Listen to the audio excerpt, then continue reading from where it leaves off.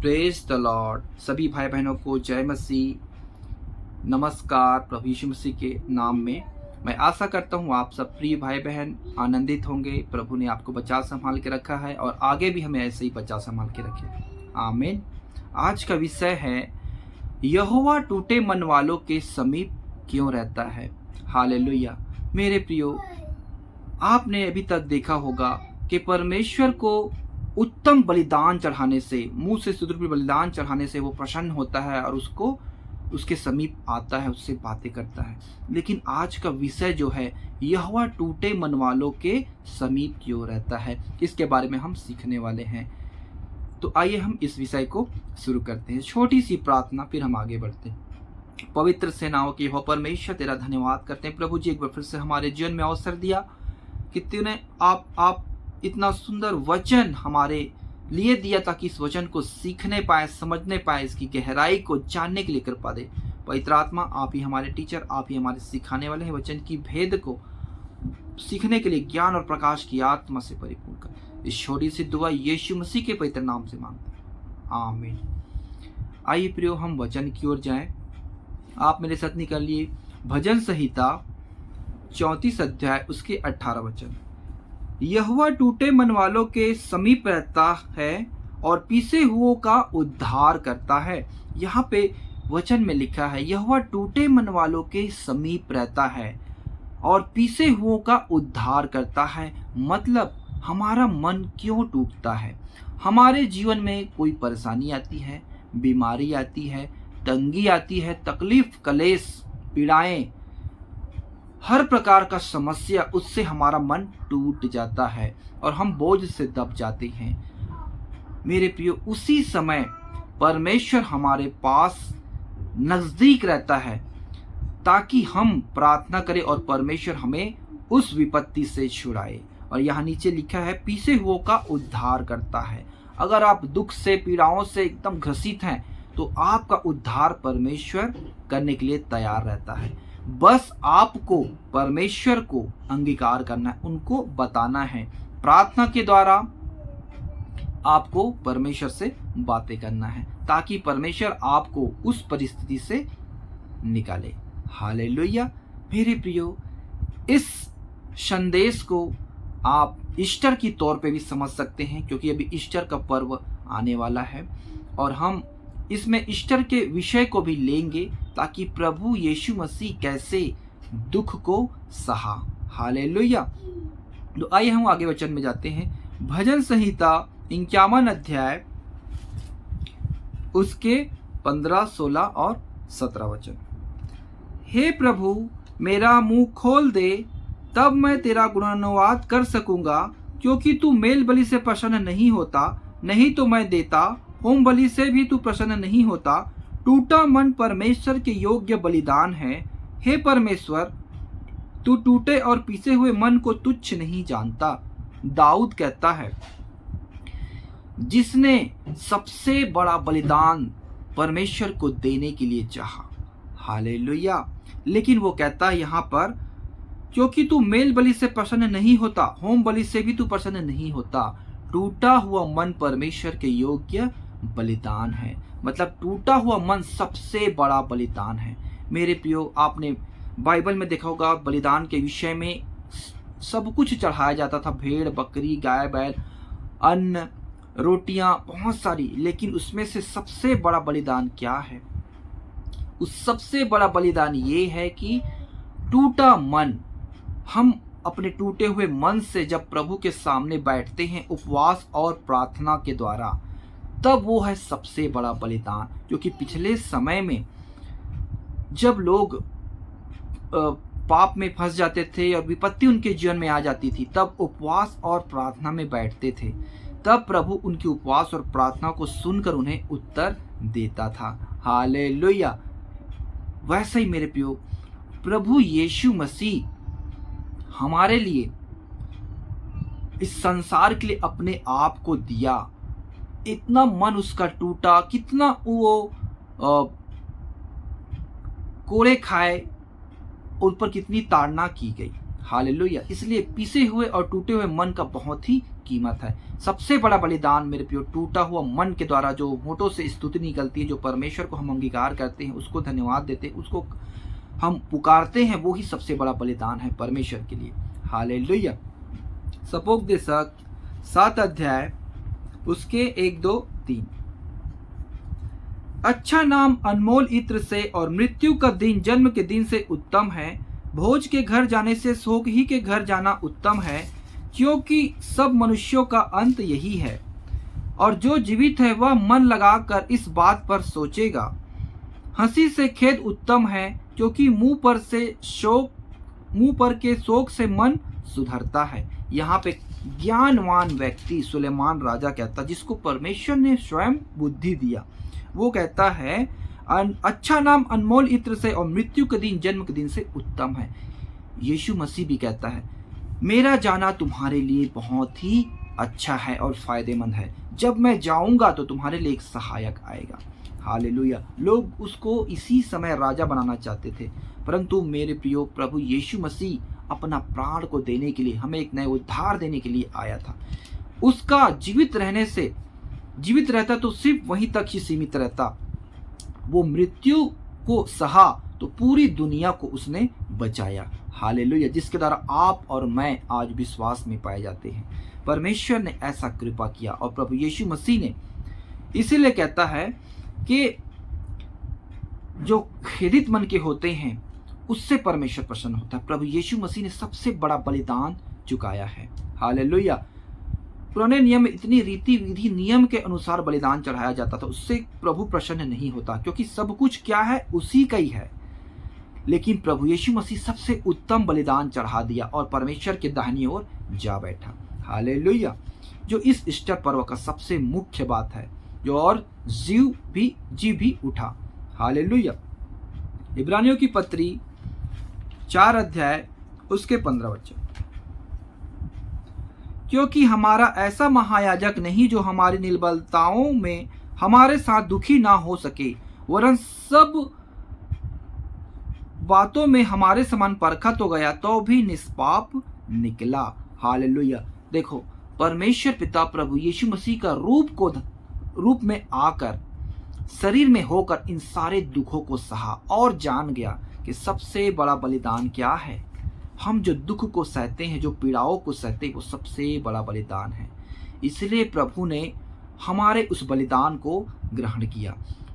हम जो उपवास और प्रार्थना में जो बैठते हैं ये ईस्टर के समय में या किसी भी समय में, मेरे प्रियो, वो बलिदान को परमेश्वर ग्रहण करता है। जैसे यीशु मसीह के बलिदान को परमेश्वर ने ग्रहण किया और उसको अपने दाहिने हाथ बैठाया। हालेलुया। इब्रानियों की पत्री 7 अध्याय उसके 27 वचन। उन महायाजकों के समान उसे आवश्यक नहीं कि प्रतिदिन पहले अपने पापों और फिर लोगों के पापों के लिए बलिदान चढ़ाए, क्योंकि उसने अपने आप को बलिदान चढ़ाकर उसे एक ही बार में पूरा कर दिया। हालेलुया। मेरे प्रियो, एक ही बलिदान एक ही बार चढ़ाने से परमेश्वर देखो कैसे प्रसन्न हो गया। इसलिए जब हम दुखी रहते हैं, मायूस रहते हैं, परेशान रहते हैं, तो परमेश्वर को हम सबसे बड़ा बलिदान चढ़ाते हैं। इसीलिए आप उपवास और प्रार्थना में जो आप बैठते हैं, परमेश्वर ने आपको ये सुंदर अवसर दिया है, जो इसके बारे में बाइबल में लिखा हुआ है सीधा कि मेरे स्मरण के लिए यही किया करो। ना परमेश्वर ने यीशु मसीह का बर्थडे को मनाने के लिए बोला है, ना और किसी चीज के लिए, लेकिन प्रभु यीशु मसीह कहता है मेरे स्मरण के लिए यही किया करो। क्योंकि मेरे प्रियो, जब हम प्रभु भोज को लेते हैं हर महीने में एक बार, तो हम उसकी मृत्यु को याद करते हैं कि कैसे प्रभु ने हमारे लिए इतनी ताड़नाएं सही, इतने उसको एक कम 39 बार कोड़े मारे गए, उसके ऊपर थूका गया, उसे मुक्के से मारे गए और उसके हाथों पे कील ठोके गए, उसके सर पर कांटों का ताज लगाया गया। और सबसे बड़ी बात आपको मैं बताना चाहता हूँ, यशायाह 52 अध्याय उसके 13 से 14 वचन में लिखा है, देखो मेरा दास बुद्धि से काम करेगा, वह ऊंचा, महान और अति महान हो जाएगा। जैसे बहुत से लोग उसे देखकर चकित हुए, क्योंकि उसका रूप यहाँ तक बिगड़ा हुआ था कि मनुष्य का सा न जान पड़ता था और उसकी सुंदरता भी आदमियों की सी न रह गई थी। आपके लिए और हमारे लिए प्रभु यीशु मसीह इतनी ताड़नाएं को सहा। मेरे प्रियो, एक व्यक्ति अगर उसका कोई जन कहीं अपना मृत्यु में चला गया और जब आप उसको देख के इतने रोते और पीटते हैं, सोचो आप उसके शरीर को पहचान कर, फेस को देखकर, लेकिन यहाँ पे लिखा है आप और हमारे लिए प्रभु यीशु मसीह इतना ताड़ना को सहा, इतना दुखों को सहा। वो इसका रूप यहाँ तक बिगड़ा है कि उसका रूप पहचान में नहीं आ रहा कि यीशु मसीह है। उसका सुंदरता भी आदमियों की सी नहीं हुई। इतना मतलब उसका चेहरे का रंग बदल गया, उसका चेहरे का डिजाइन, इतना मार उसको सहा, इतना मार पड़ा, इतनी ताड़नाएं उस सारे मानव जाति के लिए सहा। आप सोच सकते हैं, जब हम याद करते हैं, उस प्रभु भोज को लेते हैं, तो हम उसको याद करते हैं कि मेरे स्मरण के लिए यही किया करो। तो हम उसके मृत्यु को याद करते हैं प्रियो, कि कैसे हमारे लिए हम दुखी हो जाते हैं और हम उसके स्मरण के लिए मेरे प्रियो उस रोटी को जो उसका शरीर का है और उस दाखरस को जो उसके लहू का प्रतीक है, हम उसके लहू को, उसके मांस को खाते और पीते हैं। हम उसको याद करते हैं कि प्रभु ने हमारे लिए अपने शरीर को दे दिया। मेरे प्रियो, ये उपवास और प्रार्थना ये दुख का घड़ी है और इस समय हम सबसे बड़ा बलिदान प्रभु को चढ़ाते हैं जो उपवास और प्रार्थना में बैठे हैं। जैसे यीशु मसीह ने सबसे बड़ा बलिदान परमेश्वर को चढ़ाया और परमेश्वर ने प्रसन्न होकर उसको स्वर्ग और पृथ्वी का सारा अधिकार उसके हाथों में सौंप दिया। हालेलुया। तो हमें भी मेरे प्रियो, हम जब मसीह के पीछे चलते हैं तो प्रभु यीशु मसीह ने हमें भी कहा है, जहां मैं हूं वहां तुम भी रहोगे। तो हमें भी प्रभु यीशु मसीह ने कहा, संसार में तुम्हें कलेश होगा। हालेलुया। इसीलिए हमारे जीवन में हमेशा कलेश है। किसी के जीवन में बीमारी का कलेश है, किसी के जीवन में पैसे की तंगी का कलेश है, किसी के जीवन में परिवार का कलेश है और किसी के झगड़े लड़ाइयाँ जो माहौल में रहते हैं। हर एक व्यक्ति का, कोई व्यक्ति खुश नहीं है। हर एक के जीवन में दुख और पीड़ाएं बनी हुई है। तो कितना पैसा वाला क्यों ना हो, कितना प्रार्थना करने वाला व्यक्ति क्यों ना हो, मेरे प्रियो, दाऊद राजा के जीवन में कितना बड़ा कलेश उसके जीवन में आया। हालेलुया। जो सबसे ज्ञानी व्यक्ति, सबसे धनवान व्यक्ति सुलेमान राजा, कैसे वो आखिरी के समय में वो भी दुख में चला गया। हालेलुया। तो ऐसे ही मेरे प्रियो, परमेश्वर हमें दुख और पीड़ा के द्वारा हमारे मुंह से स्तुति रूपी बलिदान को लेना चाहता है, जो सबसे बड़ा बलिदान है जो हम प्रभु को चढ़ाते हैं। इसके द्वारा प्रभु हमसे प्रसन्न होता है। हालेलुया। यशायाह 66 अध्याय उसके 1 और 2 वचन यहाँ पे लिखा है, यहोवा यूं कहता है, आकाश मेरा सिंहासन और पृथ्वी मेरे चरणों की चौकी है। तुम मेरे लिए कैसा भवन बनाओगे और मेरे विश्राम का कौन सा स्थान होगा? यहोवा की यह वाणी है, वे सब वस्तुएं मेरे ही हाथ की बनाई हुई है, इसलिए ये सब मेरी ही है, परंतु मैं उसी की ओर दृष्टि करूंगा जो दीन और खेदित मन का हो और मेरा वचन सुनकर थरथराता हो। हालेलुया। देखो मेरे प्रियो, सुलेमान राजा ने भवन बनाया, दाऊद ने उसका जिक्र शुरू में किया था। उनका मन का इच्छा था कि मैं परमेश्वर के लिए भवन बनाऊं, सबसे बड़ा बलिदान। लेकिन उससे परमेश्वर प्रसन्न नहीं होता। जितने जीव जंतु हैं सब तो परमेश्वर का है, ये पृथ्वी परमेश्वर का है। इसलिए परमेश्वर का वचन कहता है, परंतु मैं उसी की ओर दृष्टि करूंगा जो दीन और खेदित मन का हो और मेरा वचन सुनकर थरथराता हो। खेदित मतलब जिसका मन उदास और टूटा हुआ मन, हमने शुरू वचन में पढ़ा, टूटा हुआ मन परमेश्वर के योग्य बलिदान है। जैसे यीशु मसीह ने सबसे बड़ा बलिदान चुकाया, वैसे ही हमें भी मेरे प्रियो सबसे बड़ा बलिदान हमें चुकाना है परमेश्वर के लिए। उसके कार्यों को पूरा कर कर एक दूसरे के लिए अपना प्राण को देना है और सुसमाचार को पूरे संसार में फैलाना है। हमारे जितने भाई बहन हैं उनकी सबकी आत्माओं को बचाना है। हालेलुया। ये सबसे बड़ा बलिदान है। ईस्टर में ये मुख्य कारण यही है मेरे प्रियो कि हमें, जैसे यीशु मसीह ने कहा, जहां मैं हुआ वहां तुम भी रहोगे, तो हम उसके चेले हैं, हम उसके पीछे निकल चले हैं, तो हमें भी उसके कार्य को आगे बढ़ाना है। हालेलुया। मैं आशा करता हूँ आप अच्छे से सीख रहे हैं और समझ रहे हैं। परमेश्वर और आपकी बुद्धि को, समझ को खोले प्रियो, ताकि आप इसको भली भांति समझने पाएं। लोग 7 वारी में ध्यान देते हैं, उसके 7 वचन पे ज्यादा ध्यान देते हैं, लेकिन उसके दुख को देखिए, उसने 7 वारी में क्या क्या बोला। उसने कहा इतनी सब ताड़नाओं को सहा, दुख को सहा, फिर भी वो किसी के ऊपर दोष नहीं लगाया। उसने कहा हे प्रभु इन्हें क्षमा कर। वैसे हमें भी क्या कहना है, इन्हें क्षमा कर। जो हमें दुख पीड़ा देते हैं हमें क्या कहना है, इसे क्षमा कर। प्रियो, वैसे ही जैसा प्रभु यीशु का स्वभाव था वैसे हमारा भी स्वभाव को करना, क्योंकि अपने आप को इतना शून्य कर दिया, वैसे हमें भी इतना शून्य अपने आप को करना। क्रूस की मृत्यु को उसने सह लिया, वैसे ही हमें भी हमारे जीवन की हर एक पीड़ाओं को सहना है, अपने प्रभु यीशु के उस आदर्श में आगे बढ़ना है। इसलिए मेरे प्रियो, उपवास और प्रार्थना बहुत ही इंपॉर्टेंट चीज़ है। उपवास और प्रार्थना ऐसा है जो आपके जीवन को एक नए तौर पे खड़ा कर सकता है। आपके सारे पापों को क्षमा करेगा प्रभु, आपको नई ऊंचाइयों में लेकर आए, क्योंकि आप दीन होंगे तो प्रभु आपको शिरोमणि बनाएगा। याकूब की पत्री 4 अध्याय उसके 8, 9 और 10, यहाँ पे वचन में लिखा है, परमेश्वर के निकट आओ तो वह भी तुम्हारे निकट आएगा।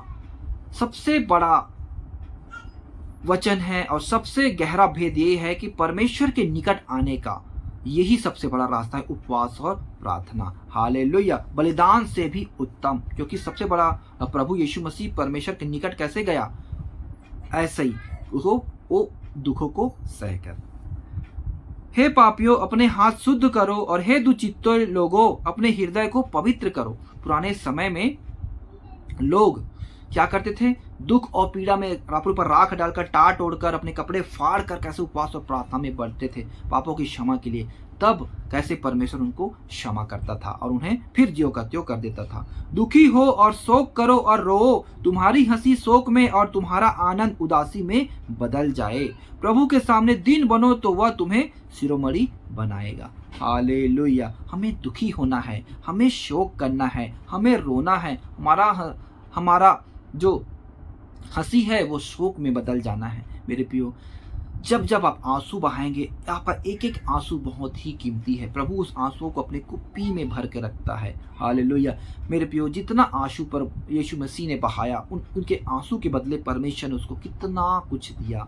हालेलुया, वैसे मेरे प्रियो यहाँ पे कहता है प्रभु ने अपने आप को इतना दीन किया कि परमेश्वर ने उसे शिरोमणि बना दिया। वैसे हमें भी अपने आप को दीन करना है, नम्र करना है, ताकि हम भी परमेश्वर के सामने, मेरे प्रियो, परमेश्वर हमें शिरोमणि बना सके। हालेलुया, ये है मेरे प्रियो आज का वचन, जो यहोवा टूटे मन वालों के समीप में क्यों रहता है। इसका आंसर है कि सबसे बड़ा बलिदान है जो आप टूटे हुए मन से परमेश्वर को धन्यवाद देते, उपवास और प्रार्थना में बैठते हैं। ये ईस्टर का पर्व मेरे प्रियो हमारे लिए सबसे इम्पॉर्टेंट है, क्योंकि इसी के विषय में प्रभु यीशु ने कहा था कि मेरे स्मरण के लिए यही किया करो। जो आप दाखरस लेते हैं, जो आप रोटी तोड़ते हैं, इसका गहरा भेद यही ईस्टर फेस्टिवल से है, जो हमारे लिए अपना अंतिम खून भी बहा दिया। तो मेरे प्रियो, हमें भी अपने भाई बहनों के लिए ऐसा ही करना है और परमेश्वर के इस काम को आगे बढ़ाना है, ताकि हमारा प्रभु जल्दी आए, सुसमाचार को पूरे पृथ्वी के छोर तक पहुंचाना है। आमीन।